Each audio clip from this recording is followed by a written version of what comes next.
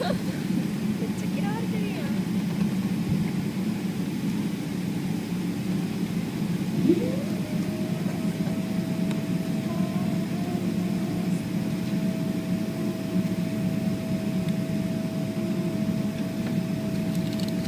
かな。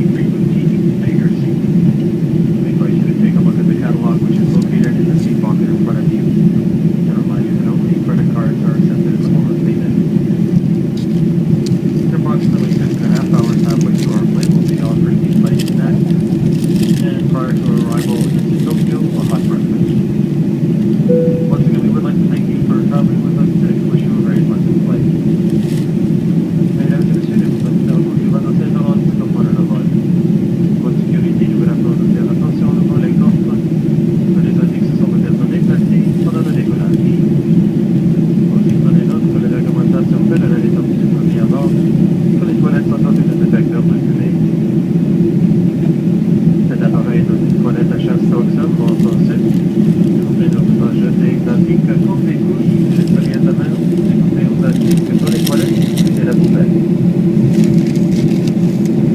Nous invitons à écouter votre écouteur aujourd'hui. Si vous n'avez pas d'écouteur, nous vous remettrons rapidement vous faire bientôt. En classe académique, nous recevons notre service du Barry Boisson. Nous vous offrons gratuitement les votre gazeuse qualité et du jour. Et bien sûr, le service minute, on en a pas aussi. L'après-midi, nous allons vous offrir des déchets avec votre contour des rodages. Et après la séance de rodage, nous allons vous offrir notre petit contact à votre place. Nous sommes à notre de la carte de la prochaine rencontre. Nous avons la carte de crédit, mais vous achetez à Arrivons à environ 6h30 que nous offrirons une collation. Et on va l'intéresser à Tokyo qui déjeuner chaud. Encore une fois, nous vous remercions d'avoir voyagé avec nous aujourd'hui. Nous vous souhaitons bon vol.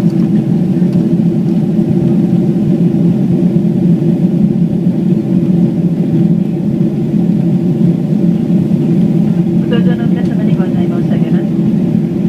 シートベルト着用のサインが消えましたが、突然の気流の変化に備えまして、シートベルトは常時ご着用されることをお勧めいたします。再度、着用のサインが点灯した際には、乗務員が確認のため機内を回りますので、お休みになられますお客様は、毛布の上からシートベルトをご着用ください。機内での喫煙は、カナダ連邦規定により固く禁止されておりますのでご注意ください。各お手洗いには煙探知機が設置されております。また、当機は非常にデリケートな真空吸引式トイレを採用いたしております。